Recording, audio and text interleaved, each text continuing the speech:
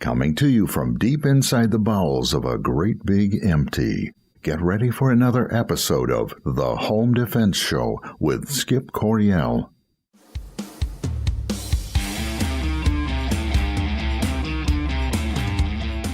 Hello, American families. Welcome to this week's episode of The Home Defense Show. I'm your host, Skip Coryell. And if you love your family, care about them deeply, and want to learn how to protect them in every facet of your life, then you've come to the right place. We got a great show for you today. Folks, I know that you're going to love it. We have got Colonel Denny Gillem, retired Army Ranger and host of Frontlines of Freedom, the largest military talk show in the country, on over 150 stations nationwide. We will be interviewing Denny, a.k.a. Colonel Gillem, in segments 2 and segment 3. So that's going to be a good time. We're going to talk all about Denny. Denny is a good friend of mine. I'm his co-host on Frontlines of Freedom. And we don't get to talk to each other a whole lot outside of the studio. So this will be kind of nice. We'll learn all about his military career. We will learn about, how he protects his home from bad guys. So it's going to be a really good time. Looking forward to that. Now, what's been going on in the Coryell life? My blueberry bushes, they died. You know, I didn't know you had to water them. Remember a few months back we had Rick Weist, the new author of the book, I Just Wet My Plants. In the book he says, if you haven't killed any plants lately, you're just not trying hard enough. And apparently I'm trying hard enough because I killed all 4 of those blueberry bushes, and $200 worth of blueberry plants just dead as a doorknob. I regret that. I repent. Apparently during a drought you have to water. But that did motivate me to go out and water my garden. My tomato plants are still almost armpit high. The zucchini is like the zucchini plant that ate New York City. It's just huge. And I think tomorrow we'll be harvesting our very first zucchini from that. And I'm going to stir fry that bad boy up and chow it down. I'm thinking maybe I'll get some of those morel mushrooms that I put in the freezer. You remember in May, I just got all kinds of morel mushrooms. So I'm going to go ahead and I'm going to make, I'll put in some morel mushrooms, some onions, a little bit of garlic, zucchini, and then I'll put in maybe some venison burger or some beef burger. You know, just stir fry that all up. And then I'll just eat the whole thing just for fun. It's good for me, and it tastes good. Tastes great, and it's more filling. That's what I like. Okay, what else we got going? Been doing some snorkeling with my 12-year-old son, Cedar. I got to tell you this story. Geez, 2 nights ago, I'm in bed. It's like almost 1 a.m. We got to bed late. We stayed up real late watching the 10 Commandments, the Charlton Heston version, which I just love, you know, the Cecil B. DeMille version of it. And I'm laying there in bed. Sarah didn't come in yet. She was in talking to Cedar about something, and boy, I'm almost asleep, and she lays down next to me, and I could tell something was wrong. You know, men, you can relate to me. You can always tell when something's bothering your wife because she's just not her normal, bubbly, happy self. And even though it was dark, my spider sense said, something's wrong. And I said, honey, what's wrong? And she said, Cedar just told me that he wants to go to the Naval Academy, get an officer's commission. And I said, yeah, we talked about that earlier today. She said, I am so mad at you. I said, why? She says, because I don't want my son to die. And I said, honey, I don't think we've had a major U.S. naval boat sink, since World War II. I go, well, what's the problem here? she says, well, I don't want him going off to some unholy war, some brush fire, on the other side of the world. And I said, honey, can we talk about this in the morning when I'm awake? And, oh, she didn't like that. But anyways, we got a decent night's sleep. Woke up the next morning and, we talked it out. And I said, honey, listen, I spent 6 years in the Marine Corps. I have always viewed it as an honorable thing to serve in the United States military. And oddly enough, she always had too. She was always proud of my military service, during on Veterans Day at church when they asked the veterans to stand. She was always so proud of me when I did that. But she was just terrified of her little 12-year-old son dying in a war. And, I had given some thought to that as well. And I just shared with her. I said, honey, when Cedar and I talked about that, I told him, I said, son, I will support you going into the military on 2 conditions. 1, stay out of the Army and the Marine Corps. Why? Simply because those are the guys, that's the tip of the spear right there. As far as frontline battle, those are the boots on the ground. And I really don't want my son being boots on the ground. I said, you want to go in there? You're an incredibly smart kid. You're high tech. Go into the Navy or the Air Force, and they can best utilize your talents. Second, you get your college degree before you go into the military. Because I was in the Marine Corps, as an E1, a private. And you know what privates do in the Marine Corps? Yeah, they clean the head. That's what the Navy and the Marine Corps called the toilet or the latrine. They clean the head. They wash Jeeps. They pick up cigarette butts. They do all kinds of, important things that are crucial to our national security. Especially when I was in, like 1975 to 1981, the Jimmy Carter years, there was no wars going on. So we did important things like, policing up the area and spit shining boots and cleaning windows and you name it.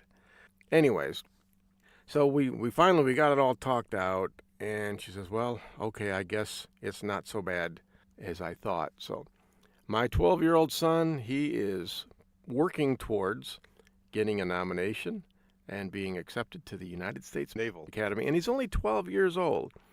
And one thing that I've noticed that the people who succeed in life, they tend to be people who knew early in their life, in their childhood, what they wanted to do for the rest of their life.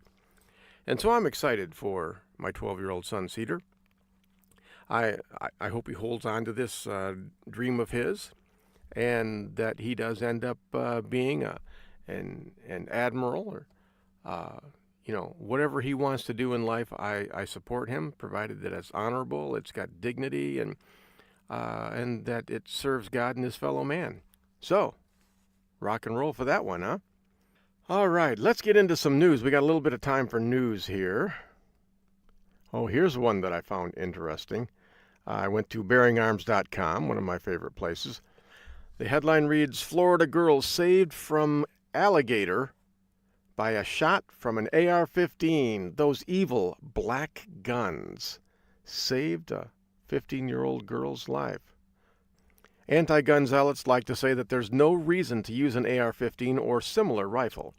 They claim there's no use for it in civilian hands, that they're weapons of war that are only good for killing human beings. Apparently that's not true. Well, I'd love for someone to tell that to a Florida girl and her family after what sounds like the most Florida thing humanly possible. With a single shot from his AR-15 rifle, a Lake County deputy sheriff quickly put an end to a large alligator that had a teenage girl trapped in a tree for nearly an hour. Jordan Broderick, 15, was eventually able to climb safely down from the tree, according to a sheriff's report. Just after 3 p.m. Friday, the sheriff's office received calls from Michael Henderson of Titusville and other family members saying that his daughter couldn't come down from a tree near a boat ramp because a 10-foot alligator sat at the base of the tree hissing at her for more than 30 minutes. My daughter's stuck in a frickin' tree, and there's gators surrounding her. The teenager's mother said frantically to a 911 operator, "Oh my God, please hurry, please hurry." You know what? I mean, I might have said something like that too, but I wouldn't even dial 911 on that. If my kids were up in a tree and there's a 10-foot alligator underneath it, hey, if I got to go in there with a machete or a jackknife, I'm going to do it. But for me, you know what? I probably would have used either my AR-15 or my 12-gauge shotgun with slugs. I think a 12-gauge shotgun with slug, would have been pretty good. I mean, you could easily get to 30 yards away from that thing and just put a big old 12-gauge hole in the side of that gator's head. And then if you don't call the cops, then you can skin it out and use the meat. But I guess the tail, like the last third of the alligator, is the best part. Though I've never had gator, I really would like to have some. We don't see a lot of gators. We don't see any gators around here up in Michigan. Okay. Oh, in the news this past week, what's been up? Judge Brett Kavanaugh, Donald Trump's recent nominee to the Supreme Court. I didn't know anything about him until he was nominated, and then all of a sudden, we know everything about Judge Kavanaugh now. My first thought was, how's he feel about the Second Amendment? So here we've got a headline, bearingarms.com, says GOA, that's Gun Owners of America, statement on Kavanaugh nomination. What does Gun Owners of America think about that? And when GOA talks, I listen because I know Larry Pratt personally. I know he's a sharp guy. We have a lot in common, and I believe what he tells me. So, it didn't matter who President Trump nominated. Someone was going to be outraged. However, Judge Brett Kavanaugh doesn't sound like too bad of a pick right now, all things considered, especially for the pro-Second Amendment crowd. It seems Gun Owners of America agrees. Here's a statement put out. Eric Pratt, I believe that's Larry's son. Executive Director of GOA issued the following statement on President Donald Trump's nomination of Judge Brett Kavanaugh to the Supreme Court. GOA is optimistic that Judge Brett Kavanaugh will be a huge improvement over the retiring Justice Anthony Kennedy on many constitutional issues, including the Second Amendment. He's got that right. Initial reports suggest that Judge Kavanaugh deeply respects the Second Amendment, even though he was not the strongest of the finalists. Nevertheless, Judge Kavanaugh filed a pro-gun dissent in Heller 2, arguing that Washington, D.C.'s ban on semi-automatic firearms was arbitrary and unlawful. That's a big difference. In fact, his dissent was so well argued that GOA's subsequent legal briefs have repeatedly held up his dissent as the model to follow. In another case, Kavanaugh correctly interpreted the Firearms Owners Protection Act to find that a defendant could not be sentenced to 30 years in prison for use of a fully automatic firearm if he was unaware that the gun fired automatically. That turned out to be a big deal to a couple of people because, sometimes a semi-automatic carbine will malfunction, or even I've heard cases where Glocks have done that. The sear malfunctions and doesn't engage properly, and they press the trigger and all of a sudden 15 rounds are gone. They get reported and the ATF comes in and arrests them and just totally ruins their life. So that's certainly I've heard of that happening, so I'm glad he's on board with that. GOA hopes that the Senate will confirm Kavanaugh and that the Supreme Court will take up more Second Amendment cases, thus repealing the onerous and unconstitutional restrictions on the right to keep and bear arms that exist throughout the country. And I could not agree more. Now that we have a 6-3 majority, or will have a 6-3 majority, we have some margin for error there. I would love to have a lot more Second Amendment cases come before the Supreme Court, and we can, get the job done and take back some of the freedom that we lost in the Obama years and even before that. So, hey, bring it on. All right, folks. Well, hey, we are about out of time for this segment. When we come back, we're going to be speaking with Colonel Denny Gillem, the host of Frontlines of Freedom, the largest military talk show in the country. Okay, we got a 2-minute break now. While we are away, I want you to head on out to Amazon.com and do a search on Skip Coryell, that's Coryell, and check out my book, Civilian Combat, the Concealed Carry book. And while you're at it, check out The God Virus. That is an awesome book as well. I've been working hard on The Blind Man's Rage. I want to get that out by this fall, and boy, I got to tell you, Uncle Rodney is going to kick some blind man butt this fall, and I am excited about that. Okay, also check out our sponsors, firearmslegal.com/Midwest Tactical and elitefirearms.us. When we come back, we'll be speaking with Lieutenant Colonel Denny Gillem. This is Skip Coryell on the Home Defense Show. Don't go anywhere. We will be right back.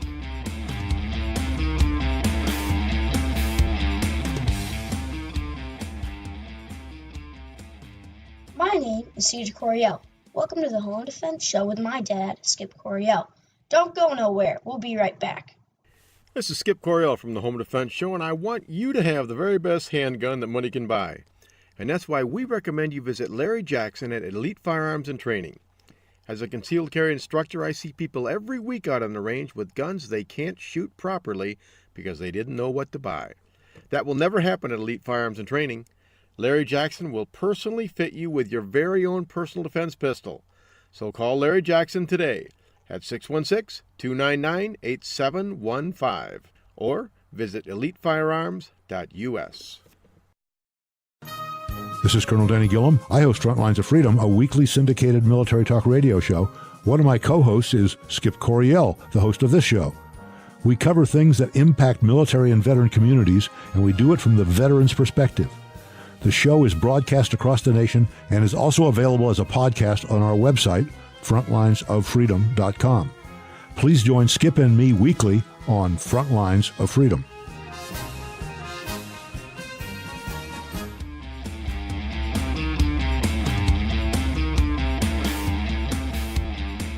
Okay, folks, welcome back to the Home Defense Show. This is your host, Skip Coryell. We are speaking with my good friend, Lieutenant Colonel Denny Gillem, retired Army Ranger. Denny, welcome to the Home Defense Show. Hey, Skip, glad to be joining you. This is fun. Yeah. Hey, and we're just getting started. Denny, you know, most of my experience with you has been, well, it started out on the soccer field. You and I were Indeed in the trenches together. It was a different kind of combat, but, you know, instead of using deadly force, we used red cards and yellow cards. And the coaches and the players used other words. And that's right, they did. Yeah, they called them challenge commands. But hey, we had a good time there, and boy, that's how we got to know each other. And then after that, I would go on your show from time to time, and boy, lo and behold, eventually, you needed a co-host, and I was there, and I'm very honored. I think it's been about 3 years now that I've been on the show, and I look forward to Wednesdays doing the show with you, and it's just a great time. Denny, I've had you on the show before, but I've gotten a lot of new listeners since then. So can you start out, spend a few minutes talking about, you know, all things Denny Gillem. Who the flying lip lock are you anyways? Well, as you mentioned, we started off getting to know each other as soccer refs. Then we found out that neither one of us were afraid of firearms. Do you remember that? We actually found out we were both interested in firearms, and we sort of did a few things together that way. Not surprisingly, I guess. I am a retired Army guy. I went to West Point, graduated in 1964, which is a long time ago. Went in the infantry, airborne ranger, all that good stuff. It's something I just always wanted to do. I come from a long line of draft dodgers. I'm the first person in my direct line to ever serve in the military, as far as we know. On the other hand, most of my relatives were cops, so therefore I can call them names so they can call me back. I spent 2 years in Vietnam as an infantryman, saw an awful lot of combat, and came back with a lot of decorations. As a result of that, I got promoted fast and had some really good jobs. So the best job I ever had was being a rifle company commander in the 101st Airborne Division. That was as a young captain. That was my first visit to the state of Michigan. We came to the Detroit riots in 1967. And from there, we went to Vietnam when they deployed the whole division in time for the fighting in Tet 68. So I did a bunch of that kind of stuff. After that, graduate school and other kind of schooling. Spent 3 years in Germany with a mechanized infantry battalion. This is during the Cold War when we were ready to fight the Soviets coming across the Iron Curtain. We didn't, but that's what we were there for to do. Enjoyed being in Germany. I spoke a little German. That was fun. My wife really wanted someplace warm, and we got Tampa, Florida. So to say that I had a happy wife is an understatement. At MacDill Air Force Base was a headquarters called U.S. Readiness Command, which basically handled deployments of forces all over the place and a lot of forces inside the United States. It's not there anymore. It's been replaced by both U.S. Central Command and U.S. Special Operations Command. But while we were there, I was the Mideast War Planner for 4 years, and the Mideast was hot and heating more, not quite as bad as it is now, but it was pretty exciting when the Shah was overthrown and the radicals took over Iran. One of the first things they did was capture the U.S. Embassy. Our Pentagon put together a rescue attempt. My headquarters should be the one that did that, but they didn't even tell us they were doing it. And they went over and did a rescue attempt, which didn't work. And I was the Mideast War Planner during that period. And when my boss found out about what had happened, and he learned about it on the news, things got real busy for a while. Yeah, something hit the fan, I bet. You bet it did. I saw all kinds of interesting political activities and things like that. Mm-hmm. From there, I became the head of the Army ROTC department at the University of Tampa, which was sort of cool. I didn't have to move, and I got to stay in a place that my wife liked. And from there, it was time for me to move on, and they sent me to Michigan. I really did not want to go to Michigan. I mean, I'd only been there once before, the Detroit riots, but Mother Army did say, pretty please. They said, go. Yeah. So my family's one of the very few that moves north on I-75. Right. But we found ourselves in West Michigan, and we found, one, that West Michigan is very different than Detroit. And even Detroit wasn't like Detroit was then. And we found that the West Michigan culture was something we really liked. And we fell in love with the seasons, because there aren't any of those in Tampa.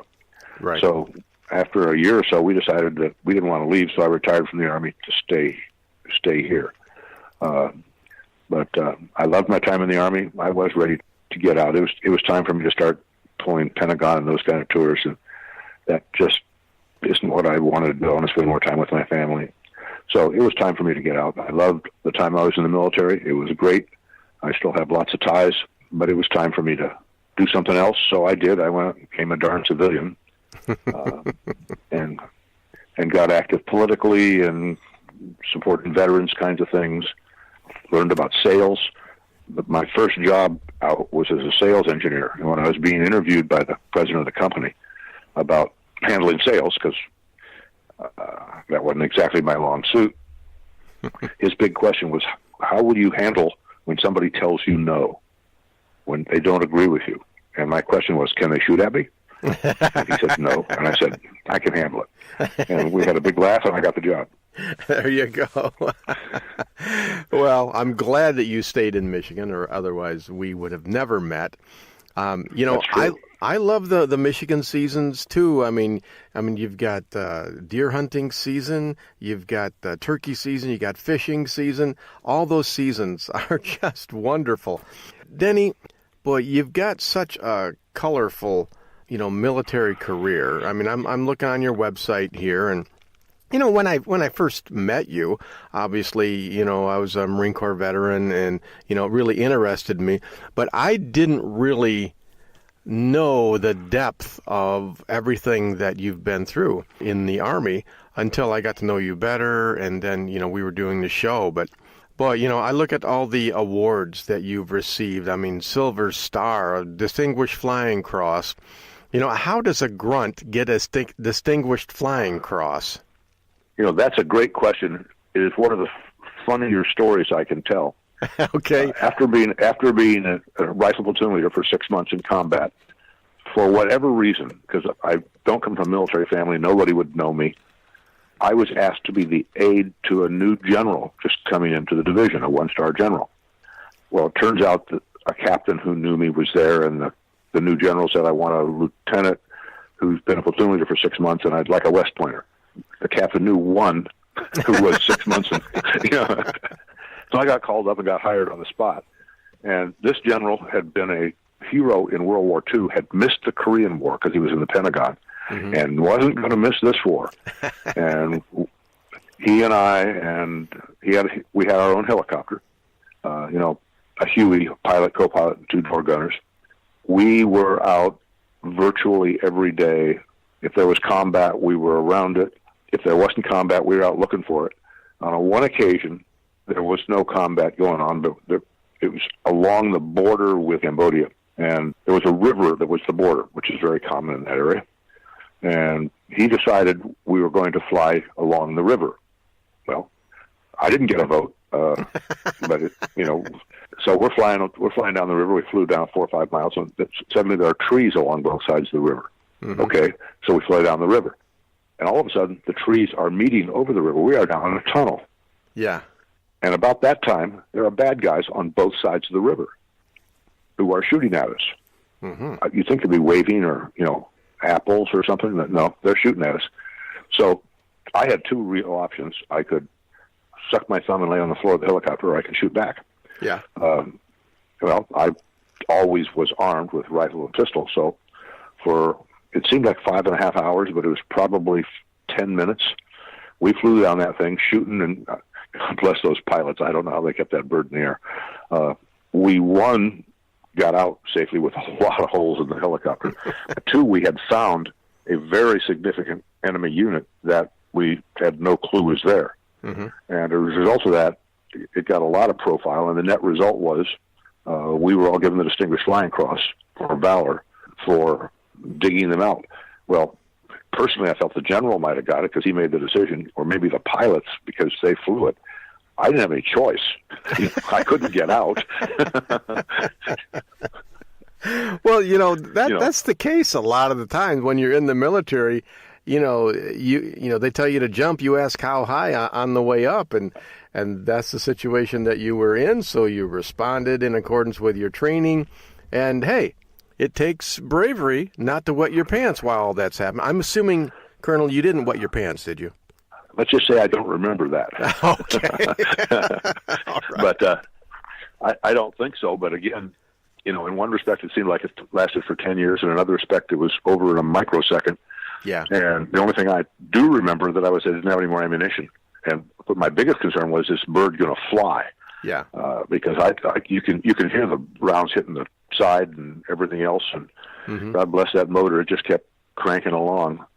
But that was an exciting time. I wasn't going to tell them, no, don't give me an award. So. Well, that was probably your only opportunity to get a Distinguished Flying Cross. It was. I spent a lot of time flying, and I have the hemorrhoids to prove it. Yeah. But that it wasn't the only time we were under fire, but it was the only time we were under a lot of fire for an extended period of time.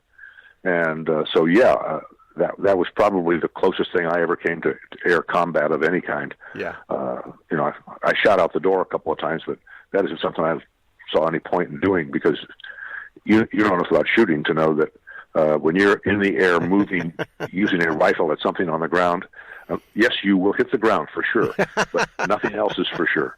But you know what? Regardless of where the rounds go, but it sure is a heck of a lot of fun to shoot out of a moving helicopter. Oh, it is.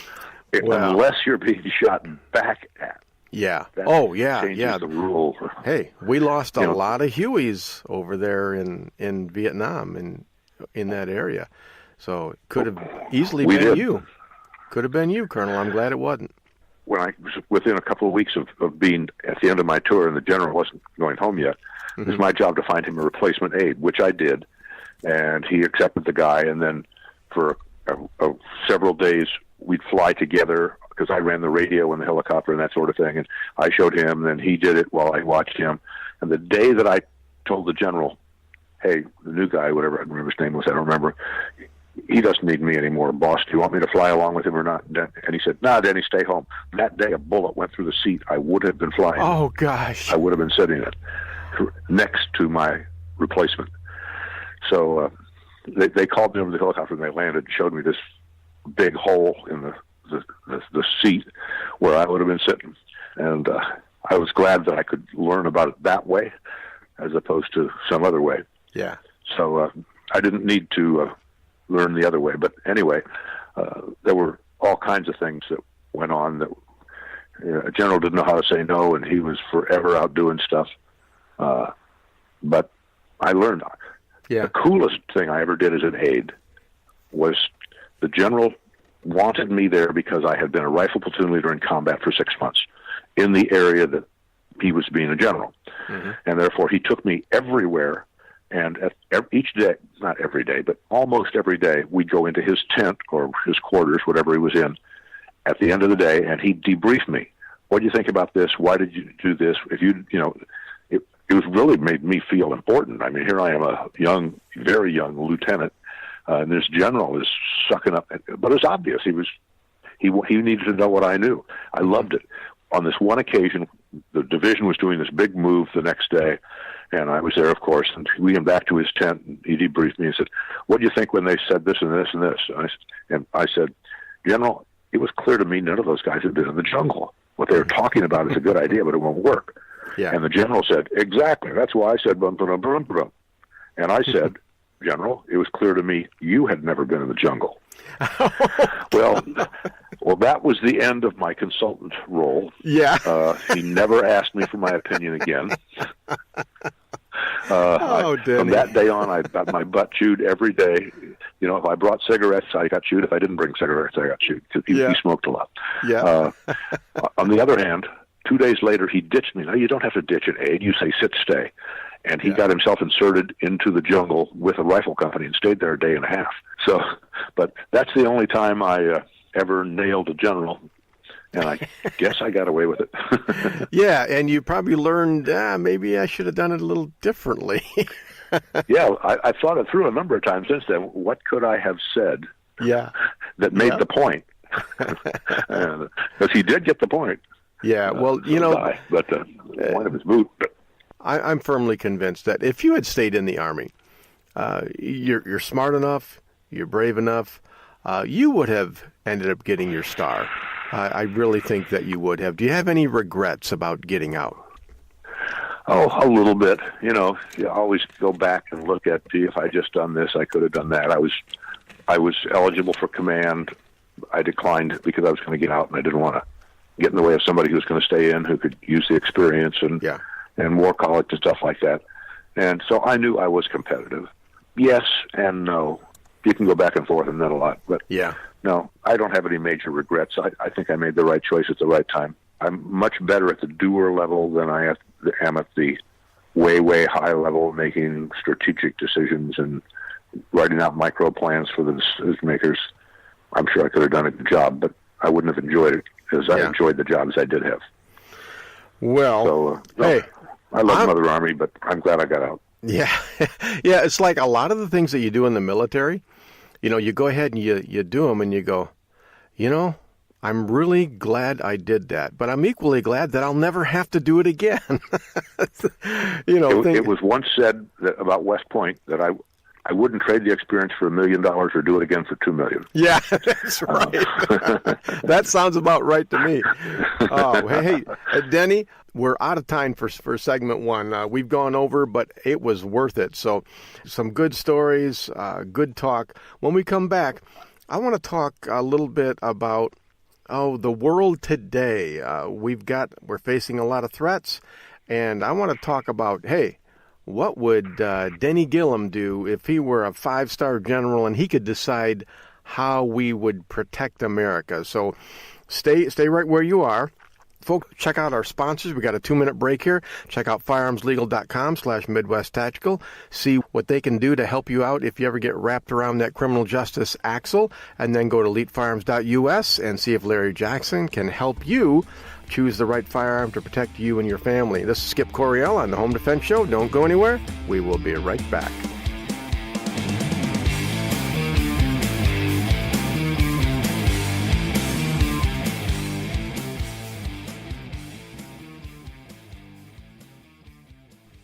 This is Felix Coryell on the Home Defense Show. Always use guns safely and wisely. Stay tuned. We'll be right back. Hey folks, I want to tell you about my book, Civilian Combat, the Concealed Carry Book.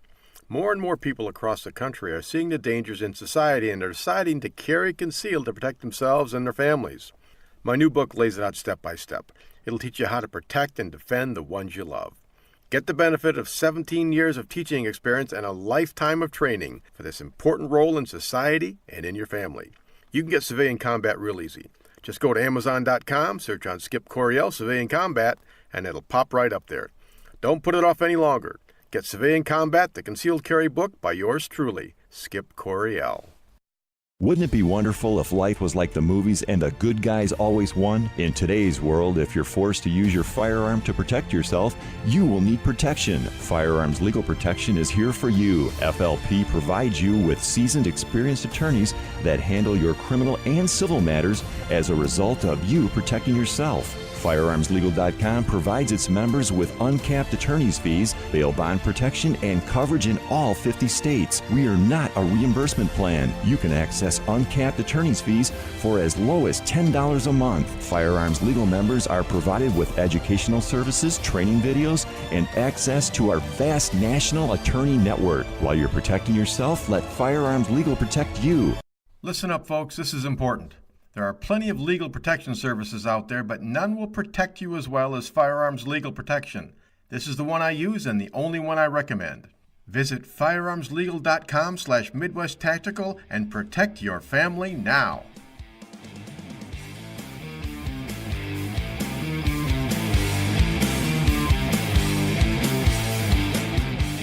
Okay, folks, welcome back to the Home Defense Show. This is your host, Skip Coryell. I am speaking with my good friend, Lieutenant Colonel Denny Gillem, retired Army Ranger. Denny, boy, that last segment, that was fantastic. That was all good stuff and interesting as well, and I'm sure the listeners enjoyed that. I would like to fast forward to today now. Your military career is in the history books, but now you were a war planner at one time. So you know quite a bit about that. I know you also teach civics at the college level. Talk to us about the state that the world is in right now, the United States of America. We're facing a lot of threats. Talk about, who should we be worried about right now? That's a great question, and this is a great day to ask that question. I would say that one of our real threats, which maybe is not so big a threat right now, is NATO. When Germany sends people on maneuvers with sticks instead of machine guns, and they are the biggest, richest country in NATO, in Europe, and with the largest so-called military, that's dangerous. Yeah. But it appears that our president has jacked them up, and it appears that they are going to do something, but it doesn't sound, in my opinion, that something isn't adequate when you look at the threat of Russia, which is real. Yeah. Russia's a real threat. They have always wanted to be. They claim they are. I got a kick out of the fact that our president pointed out that Germany's buying petroleum products from Russia in huge amounts, which they need, and which Russia needs to sell. But it's really hard to declare a war on somebody who provides the energy for your company, for your country. Right. So there is a huge issue there. Russia's got a very big military, and a big part of them are located in Scandinavia, the Baltic area. And I would not be surprised if sometime in the next year or two or three, if Russia didn't push into one of the Scandinavian countries, maybe Finland, I don't know. I don't have a bet on where, but they are acting like they're in empire growth mode. Yeah. They're acting like so that's going to be a problem, and NATO is going to have to deal with it, and NATO ain't ready to. There's a chance that because of the way Trump is treating them like he should treat them, calling them out for not doing their job, maybe they'll be ready enough, or even getting ready enough to deter Russia from making the move. I don't think so, but at least there's a better chance today than there was last week. Yeah, well, at the very least, maybe Germany could actually buy some real guns. Now you're getting pretty radical there. I know. Skip, guns are not politically correct, I know. Boy, and when you put ammo in those guns, it's even worse. Oh my goodness. But think how much safer it would be if everybody just had sticks. That's right. Come on, guy. That's right.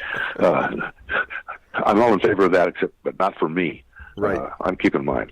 So Russia is a threat, and more than just being a military threat, they are financing and supporting people that are hostile to the United States all over the world. They see themselves as a superpower. That's what superpowers do, advance their own interests. So it's not surprising that that country is advancing its own interests, just like our country is advancing its own interests. Mm-hmm. It's just that their interests are dictatorships and oppressing people so that they can have power. Ours are not quite like that. So Russia's a big problem. In that same geographical area, Iran, they are probably the most dangerous country in the world from the point of view that they've got power, and they clearly hate and want to kill people, because they make it clear they want Israel wiped off the map. Yeah. They refer to the United States as the great Satan and Israel as the little Satan. That sort of suggests a hostile attitude, would you say? I would think so, yeah. So they are doing everything they can to kill people, cause war, support terrorism, you name it. It's certainly what I call radical Islam, which is Muslims who believe in Sharia law and who want to see it imposed anywhere, certainly not in the United States, but not all of them are willing to kill people. All of them are willing to support people who will kill people. Mm-hmm. They are a huge danger, and those are the exact people that Iran is supporting in all kinds of ways. Add to that the fact that Iran has, since we, the United States, are pushing our European allies to discontinue buying oil products from Iran, and Iran has responded by saying they will close the Straits of Hormuz if they do that. And I think the Straits of Hormuz take about 33% or something of all the shipborne petroleum movement in the world. That will be a challenge, and we're going to have to face them off. That could be a mini war right there, and we better be ready for it.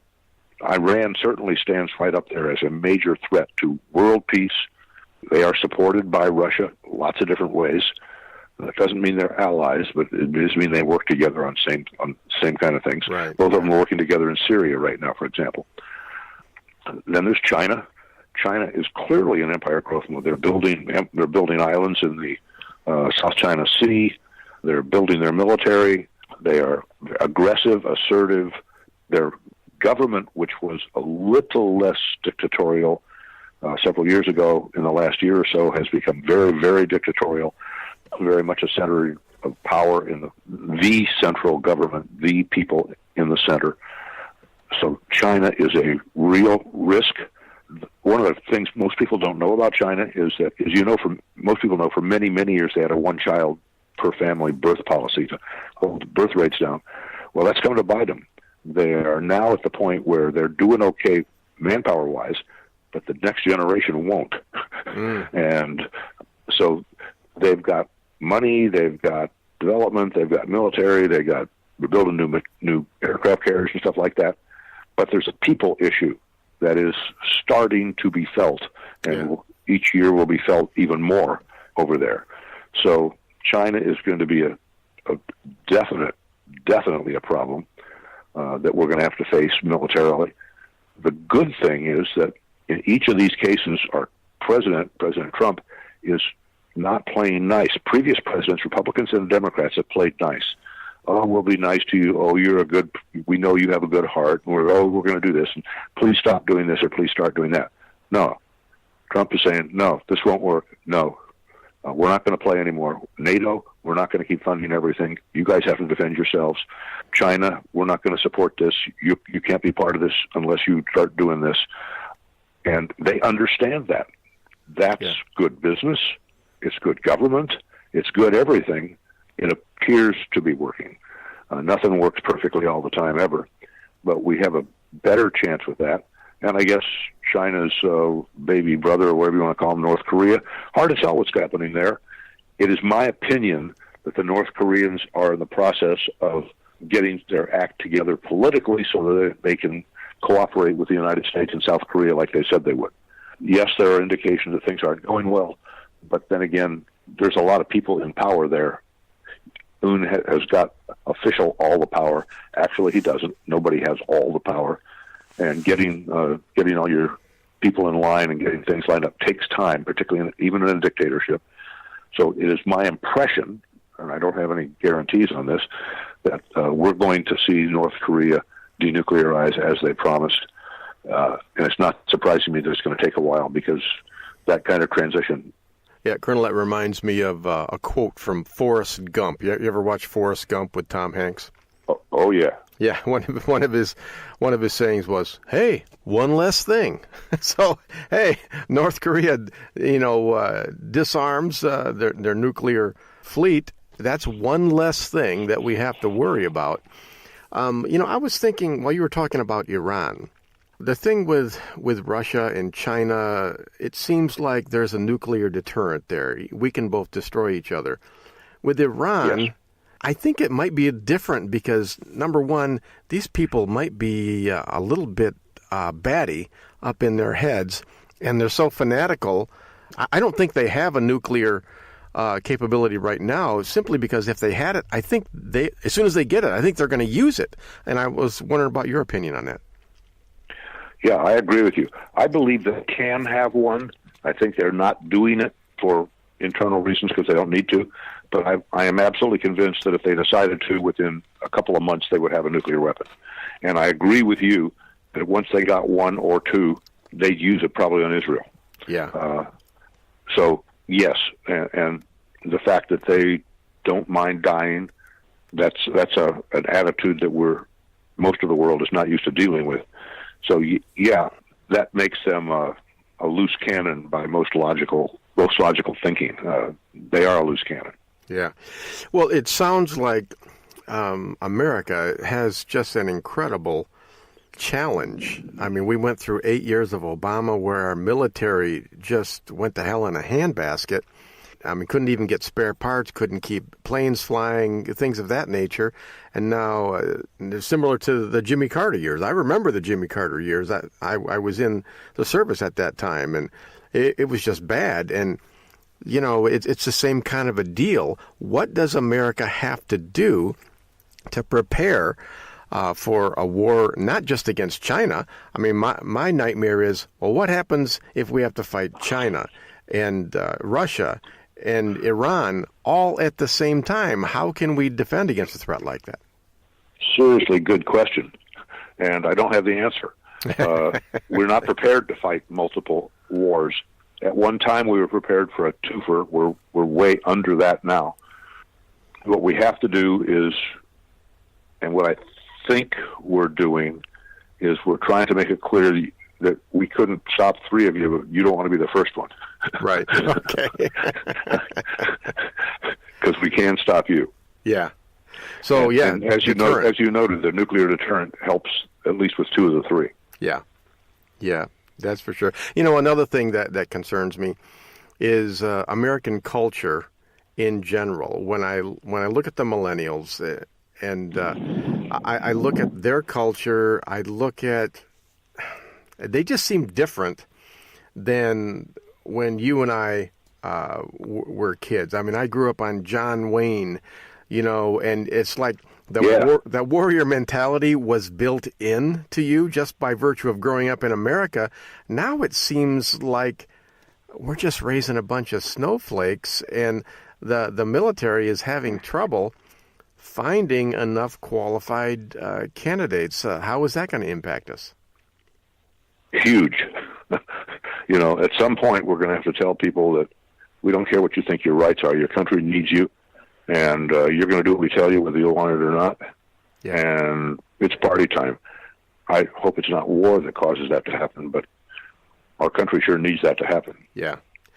Yeah, I mean, when you grow up sitting in front of the television or in front of the computer screen, playing, Call of Duty, that's different than actually getting out of the lazy boy recliner, putting down the Mountain Dew, and going out and running 10 miles up and down a hill while carrying a backpack, and an M4 carbine. And I'm concerned about stuff like that because it's like half of our population is obese. I just wondered, I would not want to have to fight a war right now.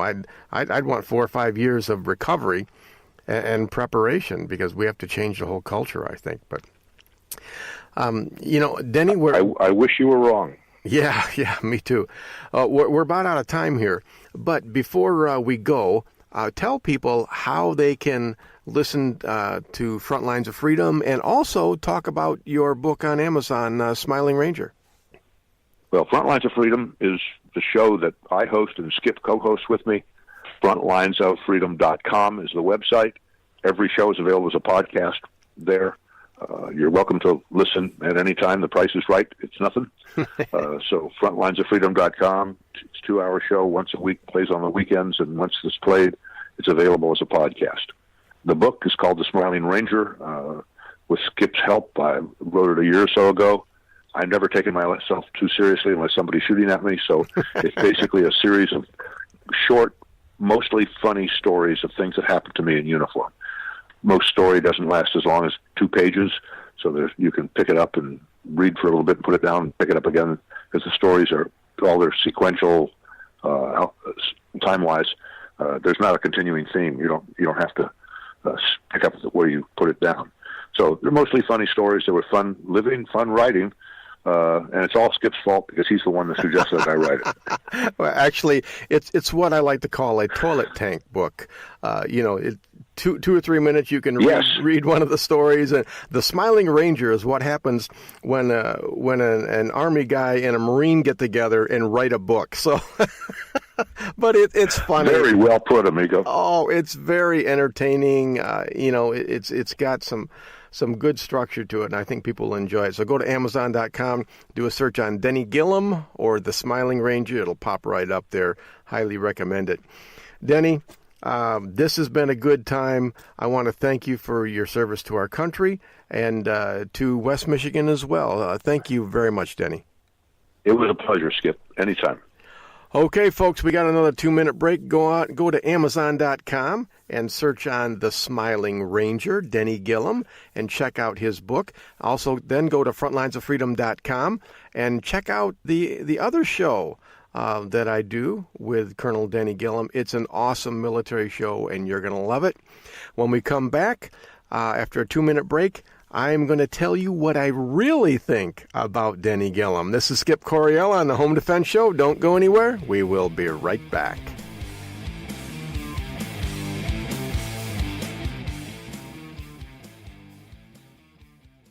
Welcome to my dad's Home Defense Radio show. You're gonna love it. Hey folks, I want to tell you about my book, Civilian Combat, the Concealed Carry Book. More and more people across the country are seeing the dangers in society and are deciding to carry concealed to protect themselves and their families. My new book lays it out step by step. It'll teach you how to protect and defend the ones you love. Get the benefit of 17 years of teaching experience and a lifetime of training for this important role in society and in your family. You can get Civilian Combat real easy. Just go to Amazon.com, search on Skip Coryell Civilian Combat, and it'll pop right up there. Don't put it off any longer. Get Civilian Combat, the Concealed Carry Book by yours truly, Skip Coryell. This is Colonel Denny Gillem. I host Frontlines of Freedom, a weekly syndicated military talk radio show. One of my co-hosts is Skip Coryell, the host of this show. We cover things that impact military and veteran communities, and we do it from the veteran's perspective. The show is broadcast across the nation and is also available as a podcast on our website, frontlinesoffreedom.com. Please join Skip and me weekly on Frontlines of Freedom. This is Skip Coryell from the Home Defense Show, and I want you to have the very best handgun that money can buy. And that's why we recommend you visit Larry Jackson at Elite Firearms and Training. As a concealed carry instructor, I see people every week out on the range with guns they can't shoot properly because they didn't know what to buy. That will never happen at Elite Firearms and Training. Larry Jackson will personally fit you with your very own personal defense pistol. So call Larry Jackson today at 616-299-8715 or visit elitefirearms.us.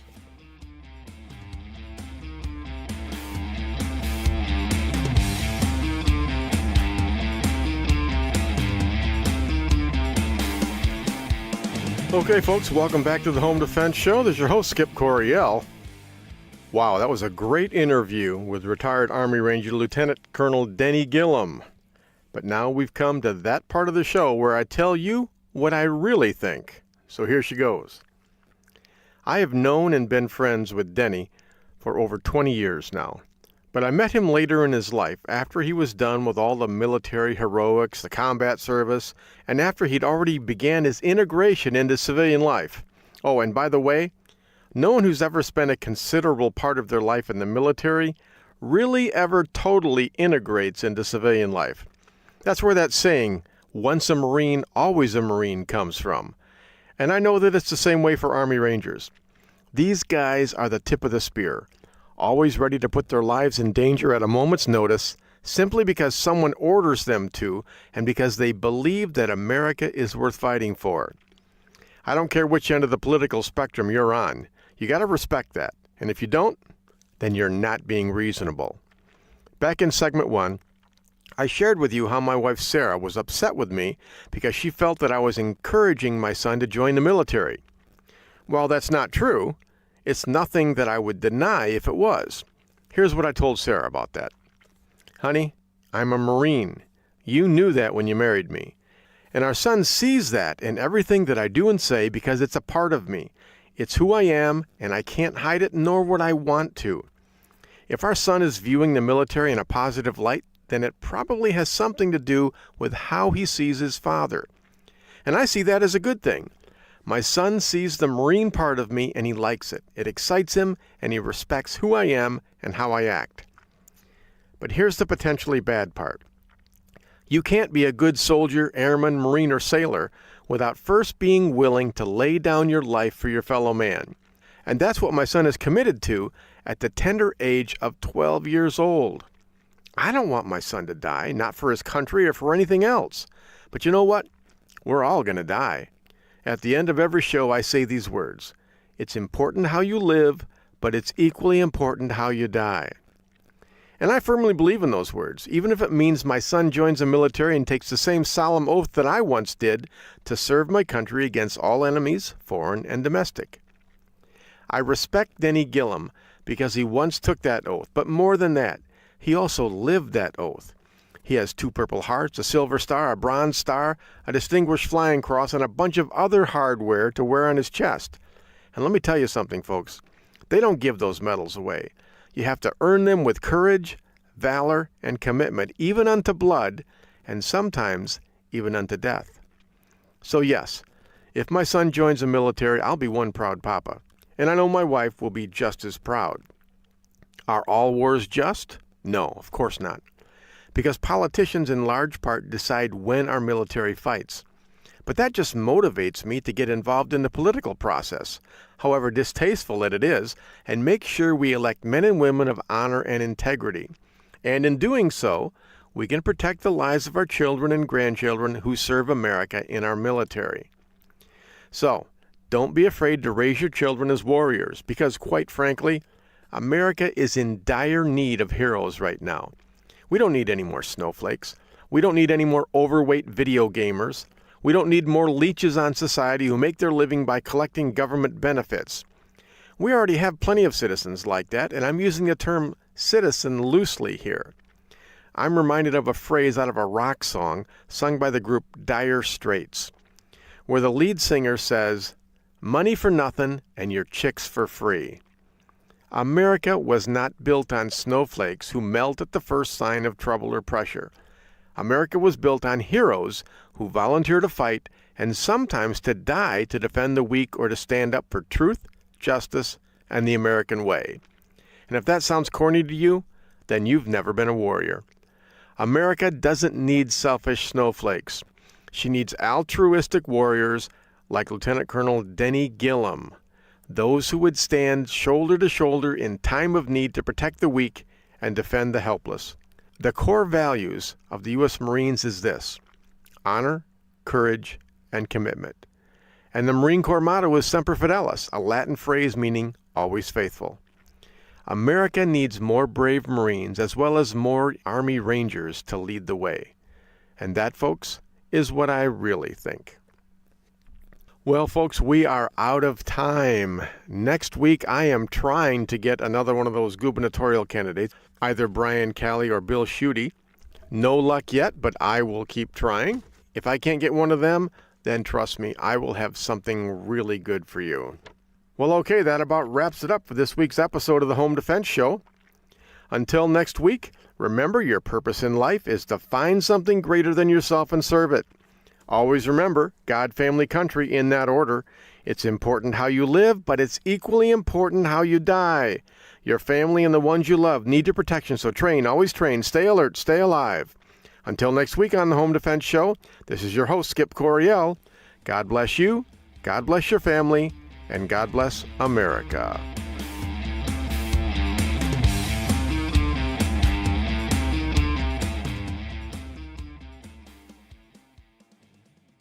Thank you for joining us this week on the Home Defense Show. Now, get out there and protect the ones you love. We'll see you next week with more of the best in home defense. Bye-bye, boys! Have fun storming the castle!